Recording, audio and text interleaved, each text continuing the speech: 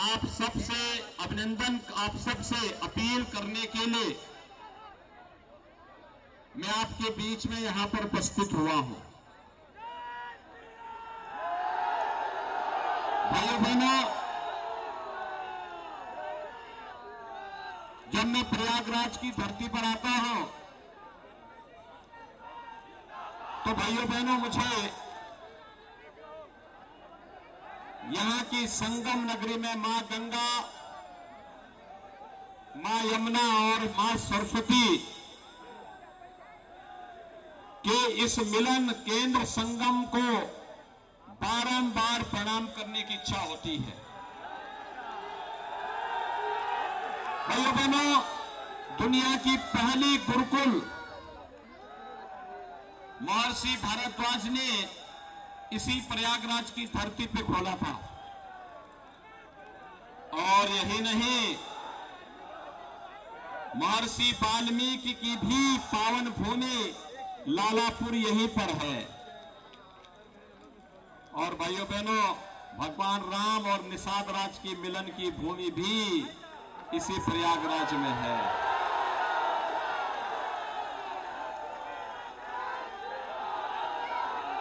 इतनी पवित्र भूमि,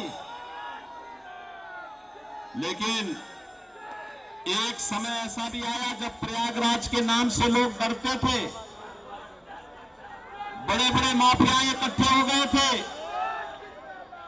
गरीबों की जमीनों को हड़पने लग गए थे। और भाइयों बहनों, तब 2017 में आपने भारतीय जनता पार्टी की सरकार बनाई थी। प्रधानमंत्री मोदी जी के नेतृत्व में भारतीय जनता पार्टी की सरकार ने पिछले 5 साल के अंदर जो कार्य किया है, ये चुनाव उसका लेखा जोखा प्रस्तुत करने का भी एक माध्यम बना है। भाइयों बहनों, याद करिए, आज से 5 साल पहले उत्तर प्रदेश की स्थिति क्या थी।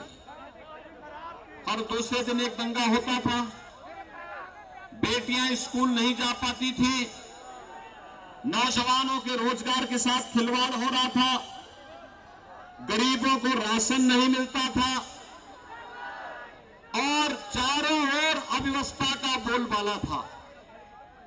महोत्सव के नाम पर केवल सफाई महोत्सव होता था, उसमें न राग था, न रंग था, न भाव थी, न भाषा थी। लेकिन भाइयों बहनों, आज जब महोत्सव की बात होती है तो अयोध्या के दीपोत्सव की बात होती है। आज जब महोत्सव की बात होती है तो भाइयों बहनों, मथुरा वृंदावन के होली को रंगोत्सव के रूप में दुनिया देखती है। जब महोत्सव की बात तो काशी की देव दीपावली की चर्चा होती है। और उत्सव कैसे होने हैं, प्रयाग से ज्यादा कौन जानेगा। भव्य कुंभ और दिव्य कुंभ उसका एक प्रतीक बनता है। भाइयों बहनों, विकास और महोत्सव कैसे होने चाहिए। अभी तो हम लोग मेरठ से प्रयागराज के बीच गंगा एक्सप्रेसवे का निर्माण कर रहे हैं। गंगा एक्सप्रेसवे का निर्माण प्रयागराज से एयर कनेक्टिविटी 2017 के पहले नहीं थी। आज तो दिल्ली जाना हो 1 घंटे की दूरी तय कर लेंगे, और जब गंगा एक्सप्रेसवे बनेगा तो भाइयों बहनों, यही दूरी दिल्ली की दूरी मात्र 6 घंटे से बाई रोड आप तय कर लेंगे। हमने बेहतर कनेक्टिविटी के माध्यम से केवल दूरी को ही कम नहीं की है, हमने दिलों को जोड़ने का भी काम किया है। हमने दंगा मुक्त प्रदेश ही नहीं दिया है, बल्कि भाइयों बहनों, भय मुक्त प्रदेश भी दिया है। और भाइयों बहनों, एक और बात अभी हमारी सरकार ने तय किया है। आप मुझे बताइए, कोरोना कालखंड है, पूरी दुनिया के अंदर लाखों लोग इस बीमारी से मर चुके हैं, लेकिन भारत के अंदर प्रधानमंत्री मोदी जी के नेतृत्व में जिस प्रभावी ढंग से कार्य किया गया, आज उसका परिणाम हम सबके सामने है। जीवन भी बचा, जीविका को भी बचाया गया। और भाइयों बहनों, फ्री में टेस्ट, फ्री में उपचार, फ्री में वैक्सीन। कितने लोगों ने वैक्सीन ले ली है? और जो लोग उधर सड़क के उस पार हैं, उन लोगों ने वैक्सीन कितने लोगों ने लिया है? ये वैक्सीन भाइयों बहनों कोरोना के खिलाफ देश की लड़ाई का प्रतीक है। ये वैक्सीन का पैसा तो नहीं लिया किसी ने, कोई पैसा तो नहीं मांगा ना, फ्री में लगा है ना।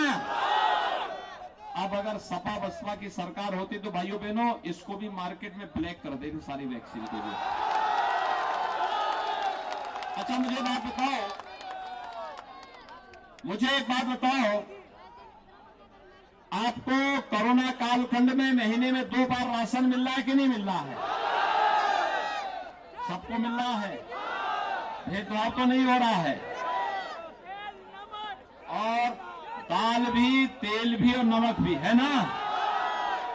है ना? भाइयों बहनों, ये काम पहले क्यों नहीं होता था? 2017 के पहले फ्री में राशन क्यों नहीं मिलता था? 2017 के पहले क्यों नहीं दवा या वैक्सीन फ्री में मिलती थी? आपको इसके बारे में सोचना होगा। दूसरा भाइयों बहनों, अभी तो ये दिया है, ये तो एक झलक है।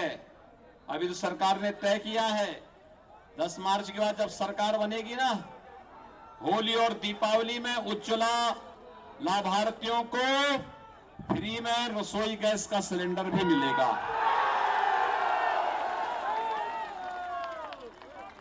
अभी सरकार ने यह भी तय किया है कि 60 साल से ऊपर आयु की जितनी भी माताएं बहनें होंगी, उत्तर प्रदेश के अंदर परिवहन निगम की बस में उनको फ्री में यातायात की सुविधा देंगे। हमने ये भी तय किया है कि आने वाले 5 साल में ऐसी व्यवस्था करना है कि अन्नदाता किसान को ट्यूबवेल का बिल न भरना पड़े, बल्कि फ्री में उसको बिजली मिल सके। और भाइयों बहनों, हमने ये भी तय किया है कि बेटी के जन्म लेने से लेकर के स्नातक तक, अब तक हम मुख्यमंत्री कन्या सुमंगला योजना में 15,000 रुपया दे रहे थे, इस राशि को बढ़ाकर के 25,000 हम लोग करने जा रहे हैं।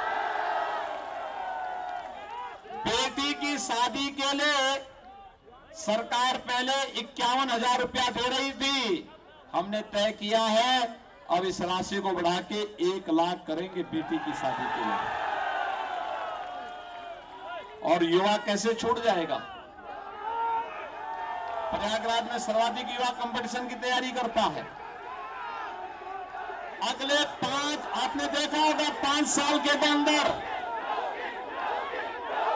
5 लाख नौजवानों को सरकारी नौकरी मिली।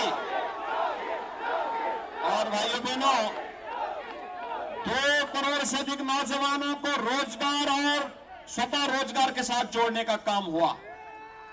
अगले 5 साल के अंदर हर एक परिवार के कम से कम एक सदस्य को नौकरी, रोजगार अथवा स्वरोजगार के साथ जोड़ने का काम करेंगे।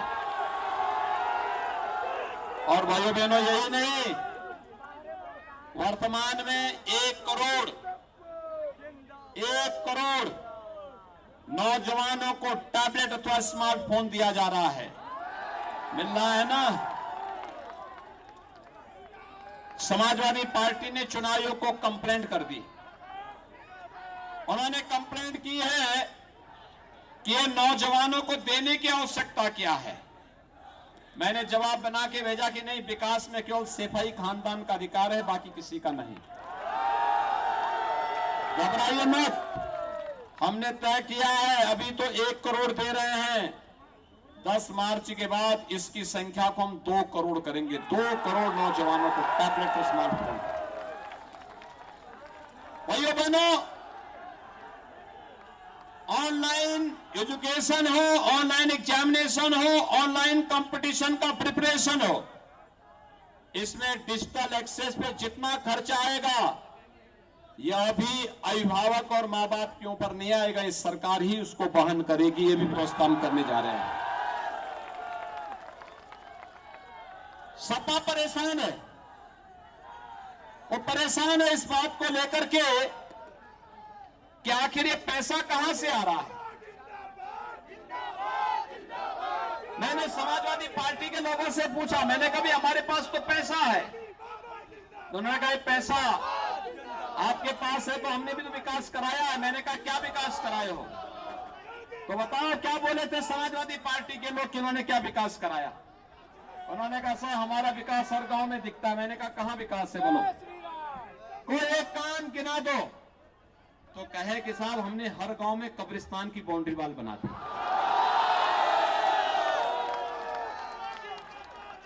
मैंने कहा भी देखो, हमने तो भव्य कुंभ और दिव्य कुंभ भी कराया है। प्रयागराज में महर्षि भारद्वाज की भव्य प्रतिमा भी स्थापित कर दी है। लालापुर में महर्षि वाल्मीकि की प्राचीन स्थली का सुंदरीकरण का कार्य भी कर रहे हैं। राजापुर में संत तुलसीदास जी की पावन जन्मस्थली का भी सुंदरीकरण का कार्य कर रहे हैं। श्रृंगवेरपुर में निषाद राज के भव्य प्रतिमा, भगवान राम से मिलन की भव्य प्रतिमा में पार्क का स्थापना का काम भी चल रहा है। आज तो चित्रकूट संवर रहा है, अयोध्या सज बज रही है, काशी भव्य बन रही है, और मथुरा वृंदावन कैसे छूट सकता है। मां विंध्यवासिनी का धाम भी एक नए तेज और ओज के साथ मां की महिमा को गाने के लिए उतावला दिखाई दे रहा है। एक्सप्रेस हाईवे हम बना रहे हैं, एयरपोर्ट हम बना रहे हैं। विकास के कार्यों के लिए, गरीब के कल्याण के लिए, किसी योजना के लिए पैसे की कमी नहीं।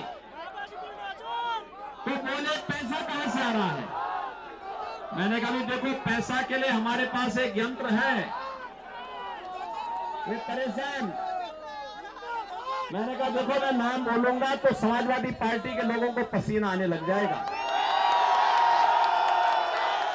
मैंने कहा भी देखो, हम एक्सप्रेस हाईवे बनाते हैं तो एक्सप्रेस हाईवे के लिए बुलडोजर की आवश्यकता पड़ती है, और किसी माफिया की अवैध कमाई को जब्त करते हैं ना, तब भी बुलडोजर की आवश्यकता पड़ती है।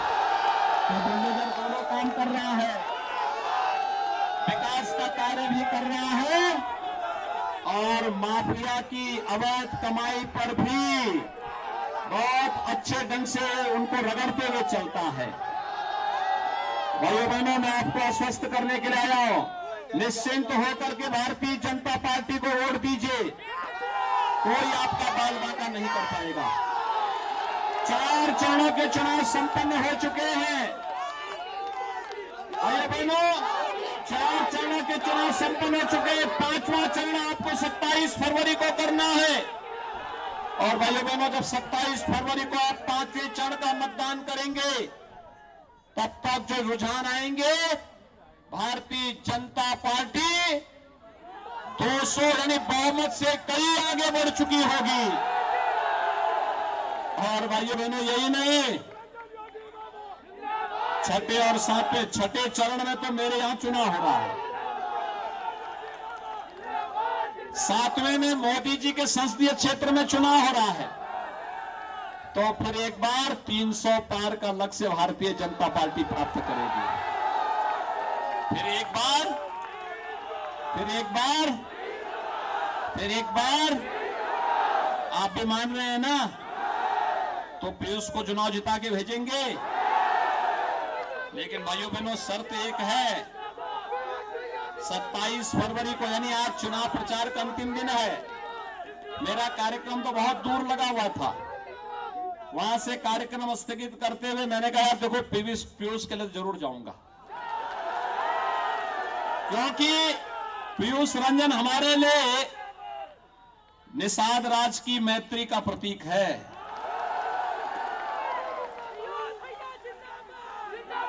और मैं इनको अक्सर, जब ये थोड़ा भी परेशान रहते थे तो मैं इनको डांटता हूं, भाई काहे तुम डर रहे हो, हम लोग साथ में खड़े हैं, चिंता मत करो।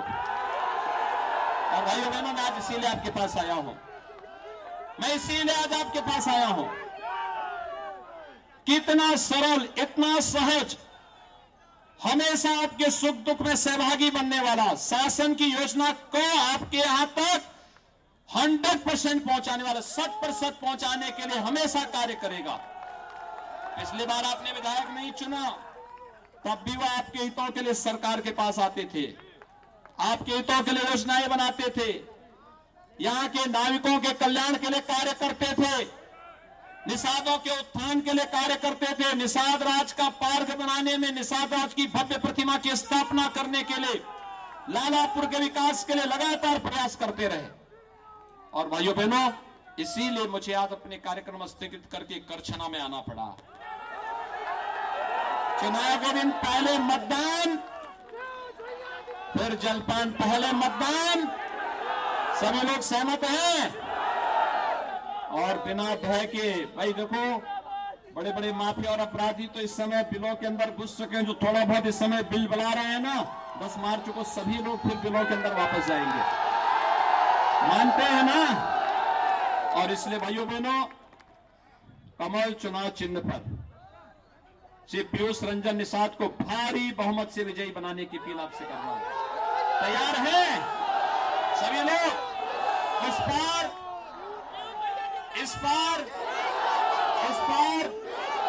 सड़क के इस पार सभी लोग दोनों हाथ पकड़ करके मेरे साथ बोलेंगे, सभी लोग दोनों हाथ पकड़ करके मेरे साथ बोलेंगे, भारत माता की, भारत माता की, भारत माता की। नमस्कार, मैं हूं मानक गुप्ता। अगर आपको हमारा ये वीडियो पसंद आया हो तो इसे लाइक और शेयर जरूर करें, और हां, हमें सब्सक्राइब और फॉलो करना ना भूलें, ताकि आप देश और दुनिया की कोई खबर मिस ना करें। तो जुड़े रहिए हमारे साथ और देखते रहिए न्यूज़ 24।